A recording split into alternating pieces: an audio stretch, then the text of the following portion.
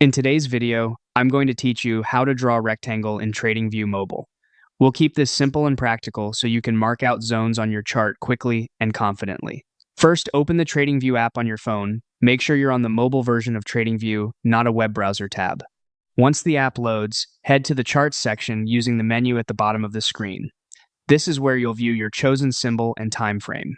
If you're not already on a chart, pick any symbol from your watch list so you can see price action behind your drawing. Next, look for the pencil icon at the bottom toolbar. This is the gateway to all drawing tools. Tap it to open the drawing panel. If you don't immediately see the tool you need, you can use the search field inside this panel to find it faster by typing its name. That's handy when you're working on a small screen and don't want to scroll through a long list. Now within the drawing panel, locate the geometric shapes category, tap that to reveal shape options, then choose rectangle. With the rectangle tool active, place your finger on the chart where you want one corner to start. Press and hold, then drag diagonally to the opposite corner to define the area. Lift your finger to set it in place.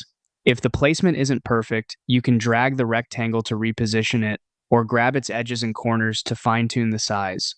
Zooming in before adjusting can help you align it more precisely with key highs and lows. A quick tip for clarity: aim for a color and transparency that highlight the zone without hiding your candles. Keep your chart readable so you can still analyze price action beneath the shape. Rectangles are especially useful for marking consolidation ranges, support and resistance zones, or supply and demand areas you want to revisit. That's all there is to it. Open the app, go to Charts, tap the pencil to access tools, pick Rectangle under Geometric Shapes, and drag it onto your chart. With a bit of practice, this becomes second nature.